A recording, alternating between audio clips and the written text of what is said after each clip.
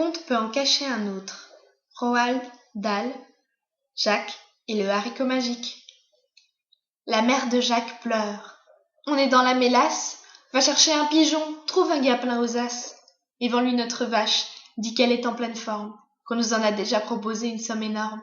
Mais surtout fais en sorte d'éviter qu'il comprenne qu'elle était déjà vieille avant Mathusalem. Jacques s'en alla donc avec la vache prune, et lorsqu'il s'en revint, vers le soir, à la brune, il dit « Devine un peu, petite maman chérie, quelle superbe affaire ton fils a réussi.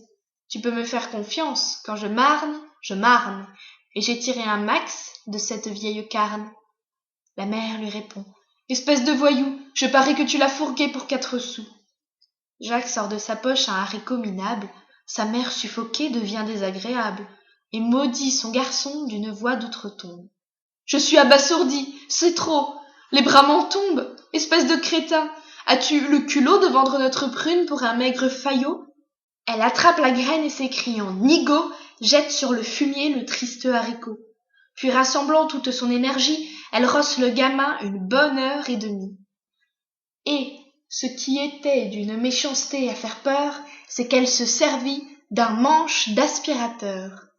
Mais vers 10 heures du soir, à peu de choses près, le petit haricot entreprend de germer. Le lendemain, il arrive à l'étage, et sa tête à midi se perd dans les nuages. Jacques alors s'écrie « Il faut que tu l'admettes, ce haricot vaut mieux que notre vieille bête. » La mère lui répond « Espèce de zozo, qu'est-ce que tu veux manger? Pas un seul haricot. Cette chose qui monte ressemble à une échelle. » « Non, non, proteste Jacques. Regarde vers le ciel, regarde tout là-haut, et tu t'apercevras que les feuilles sont en or de qualité extra. » Et sa perlipopette, le gamin a raison. Brillant de 1000 feux jusqu'à l'horizon, le haricot de Jacques a 1000 feuilles d'or. La mère stupéfaite reconnaît ses torts. La tête lui tourne. Par la fée Carabosse, on vend là 2 chevaux, on s'achète une Rolls. Ne reste pas bouche bée, espèce de bâillot, grimpe vite là-haut et rafle le magot. Jacques est très bon en gymnastique. La tige, pour grimper, c'est vraiment très pratique. Notre ami jusqu'en haut s'est hissé d'une traite, et le voilà déjà presque arrivé au fait, quand une chose horrible se produit, qui laisse Jacques tremblant et transi. Une énorme voix, semblable au tonnerre, fait trembler le ciel, la terre et la mer. Que dit la grosse voix? Grom, grom, miam, miam, hé, hé, ça sent la chair fraîche, un garçon à croquer. Jacques est terrorisé, Jacques devient livide. Il redescend à fond de train, un vrai bolide.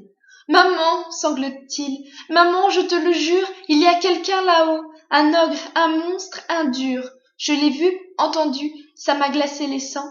C'est un géant armé d'un nez ultra puissant. D'un nez ultra puissant, dit la mère. Allons bon, mais tu es tombé sur la tête, mon fiston. Il m'a flairé, maman, en disant « ça sent bon ».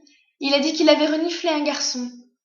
La mère réplique alors « Les enfants sales sentent fort, ne pas se laver est un tort, car l'odeur excite les carnivores.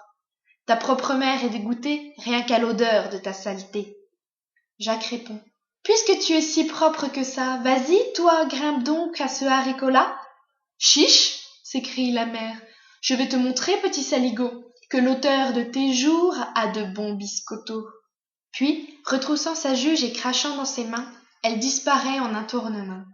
Le géant va-t-il renifler maman? Va-t-il trouver qu'une maman, c'est du nanan? Les yeux fixés sur la cime, Jacques se demande comment va réagir la créature gourmande, et soudain, de là-haut, se fait entendre le bruit de l'ogre qui mâche la maman peu tendre. Le géant, la bouche pleine, marmonne par 2 fois. « Pristi, quel goût exquis! C'est du vrai pâté de foie. Toutefois, d'un ton vraiment féroce, pour du pâté de foie, il y a quand même beaucoup d'os. » « Fichtre !» s'écrie Jacques. « Quelle calamité! De maman, le géant n'a fait qu'une bouchée. Il l'a reniflée et toute crue avalée. Je me doutais bien qu'elle sentait très mauvais. » Jacques considère avec envie, songeur, le grand arbre doré comme parrain d'horreur. « Flûte de mince, ronchonne-t-il à mi-voix, je ferais bien de me laver une bonne fois si je veux à cet arbre grimper sans être par le géant reniflé. En vérité, un bain est la seule solution. » Il se rua chez lui et saisit le savon, s'en frotta tout le corps à gestes vigoureux. Il se frictionna même et rinça les cheveux. Il se brossa les dents et se moucha le nez, sortit enfin, sentant bon la fleur d'oranger. À nouveau, il grimpa en haut du haricot. Le géant était là, très immonde et très gros, grommelant entre ses chicots pleins de trous, tandis que Jacques, tremblant, attendait en dessous, grommelant très fort. Grom, grom, grom, pour l'instant je ne sens personne. Quand enfin dans le sommeil le géant sombra, petit Jacques le long des branches se glissa. Il ramassa tant d'or, des centaines de feuilles, qu'il devint multimillionnaire en un clin d'œil.